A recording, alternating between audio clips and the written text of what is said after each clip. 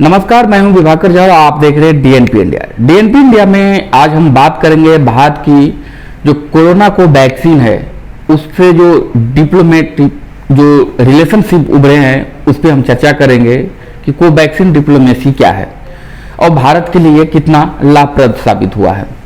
तो बीते कुछ दिनों की बात करें अगर, तो भारत ने पिछले 55 दिनों में जो है 71 देशों को 5,86,00,000 डोज जो है उन्होंने कोरोना वैक्सीन के सप्लाई की है।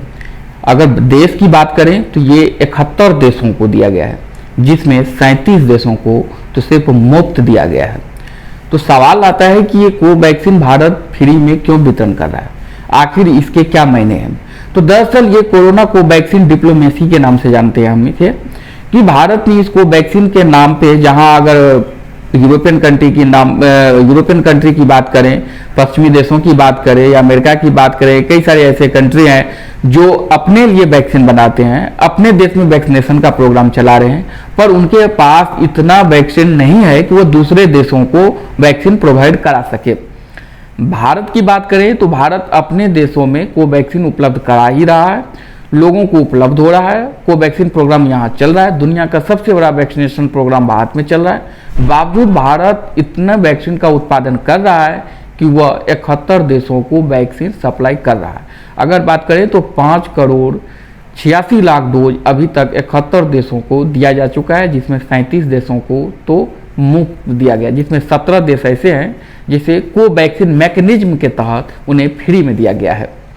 तो सवाल है कि इसका मायने क्या है। तो अगर बात करें तो हाल ही में क्वाड की बैठक हुई थी। क्वाड में भी कौन से देश हैं, तो उसमें भी ये ब्राज़ील है, उसमें जो है ऑस्ट्रेलिया है, अमेरिका है, भारत है, जापान है। ये सारे दोस्त उसी डिप्लोमेट पे काम कर रहे हैं कि कोवैक्सीन के जरिए कैसे पूरे विश्व में एक दबदबा स्थापित किया जाए, जिसमें भारत इस मंच का इस्तेमाल कर रहा है। भारत को अन्य क्वाड के देशों का समर्थन मिला है और भारत इसका अपने लिए इस्तेमाल भी कर रहा है, क्योंकि भारत दुनिया में जो चाइना ने एक बनाया हुआ था अपना दबदबा, उन्हें लग रहा था कि हम वाकई में सुपर पावर बनने रहे, अमेरिका को टक्कर दे रहे हैं। लेकिन जिस तरीके से कोरोना वैक्सीन कोरोना फैलाया, उसने आरोप लगा पूरी दुनिया की ओर से कि पूरी दुनिया में कोरोना का जो प्रकोप है वो चाइना की वजह से फैला है। लाखों लोग मारे जा चुके हैं, करोड़ों लोग इससे प्रभावित हुए हैं, आर्थिक गतिविधियां प्रभावित हुई है, रोजगार से लोग बेरोजगार हो गए हैं। तो ये सारा आरोप जो है चाइना के ऊपर लग रहा है। तो पूरे देश में, एक पूरे दुनिया में चाइना के खिलाफ एक नाराजगी है, आक्रोश है, लोग चाइना से गुस्से में है। और भारत यही कर रहा है अभी कि जो चाइना से गुस्से में देश है, जो चाइना से नाराज है, उन सारे नाराज देशों को भारत अपने पक्ष में इन दिनों कर रहा है और उन्हें फ्री में या तो कीमत पे कोरोना वैक्सीन उपलब्ध कराकर उन देशों को अपने पक्ष में कर रहा है। और इसका आने वाले समय में ये कोरोना वैक्सीन डिप्लोमेसी का असर भी दिखेगा। अगर बात करें तो कोरोना वैक्सीन जितने भी चाइना के जो समर्थित देश थे, जिन्हें वादा किया गया था उन्हें वैक्सीन दिया जाएगा, वे देश आज भी चाइना के वैक्सीन का इंतजार कर रहे हैं।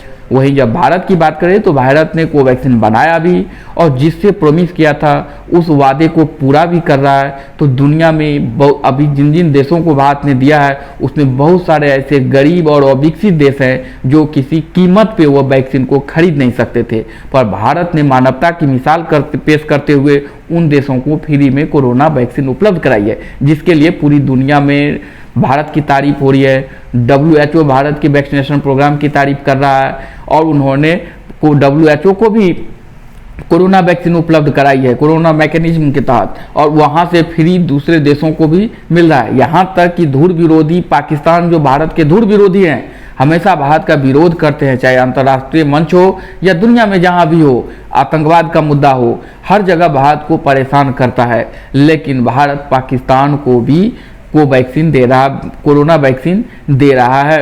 और पाकिस्तान में भी जो आंतरिक मामले थे, वहाँ के कई सारे लोग आंतरिक स्तर पे भी चाइना का वैक्सीन का वो लोग इनकार कर रहे थे कि चाइना का वैक्सीन मुझे नहीं लगाना है। और वे लोग, उनका भी विश्वास था कि भारत में जो बनी है वैक्सीन उसकी विश्वसनीयता ज़्यादा है, इसलिए हमें मेड इन इंडिया जो वैक्सीन है मुझे वही चाहिए। तो ये एक डिप्लोमेट जो उभर के आ रहा है, सरकार भले ही नाराज हो पर लोगों का दिल जीतने में भी मोदी सरकार कारगर साबित हुए हैं, इनकी नीतियां कारगर साबित हुई है। जिस तरीके से कोरोना को डील किया इन्होंने, कोरोना डील करने के बाद अब जिस तरीके से वैक्सीन के डील के जरिए डिप्लोमेसी को अंजाम दे रहे हैं, तो ये एक डिप्लोमेट है। डिप्लोमेसी जो मुझे लग रहा है जैसे ये कोरोना काल खत्म होगा, एक नए डिप्लोमेसी उभर के सामने आएगी। तो इसी को वैक्सीन के जरिए भारत अंतर्राष्ट्रीय स्तर पर अपना एक पहचान तो बना ही रहा है, साथ ही जो भारत विरोधी थे चीन, उसे भी काफ़ी नुकसान उठाना पड़ा है अंतर्राष्ट्रीय मंच पर। अब उसे वह दर्जा नहीं प्राप्त है जो वो चाह रहा था, अपने आप को मानकर चल रहा था, और उसमें सबसे बड़ा महत्व योगदान जो है वह कोरोना का रहा। अब भारत ने उस कोरोना वैक्सीन के जरिए चाइना के दबदबा को खत्म कर दिया है।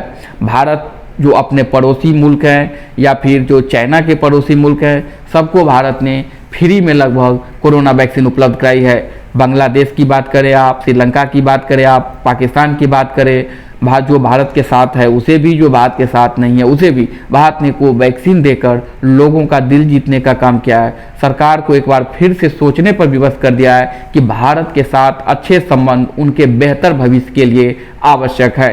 तो ये कोरोना वैक्सीन जो अभी हुई है, बैठक हुई है क्वाड में, उसमें भी चर्चा हुई है कि न केवल हिंद महासागर के क्षेत्र में जो स्थित देश हैं, आसियान देश हैं, बल्कि दुनिया के जो अन्य देश हैं जो एफर्ट नहीं कर सकते हैं या जो कीमत चुका सकते हैं, उन सारे देशों को 2022 तक कोविड के ये जो टीके हैं ये उपलब्ध करा दी जाएगी। इसके लिए ये आम सहमति बनी है कि भारत में क्वाड की जो बैठक हुई थी, वर्चुअल बैठक हुई थी, उसमें इस बात में सहमत हुई कि भारत में कोवैक्सीन की उत्पादन जो है कोरोना की वो बढ़ाई जाए, ताकि 2022 तक हिंद महासागर का क्षेत्र हो या हिंद में ये आसियान का देश हो या दुनिया का कोई अन्य देश हो जो एफर्ट कर सकता है या जो नहीं कर सकता है, उन सारे देशों को वैक्सीन जो है उपलब्ध कराई जाए। तो ये एक भारत की जीत है, पूरी दुनिया में आज भारत की तारीफ हो रही है, तो इसका श्रेय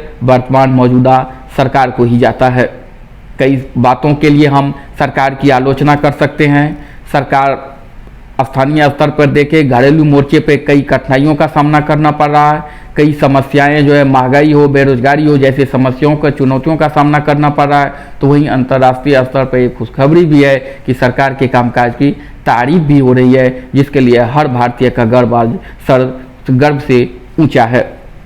डीएनपी इंडिया में फिलहाल इतना ही। आगे की खबरों के लिए आप देखते रहें डीएनपी इंडिया। हमारे वीडियो का आप लाइक, शेयर, सब्सक्राइब जरूर करें। नमस्कार।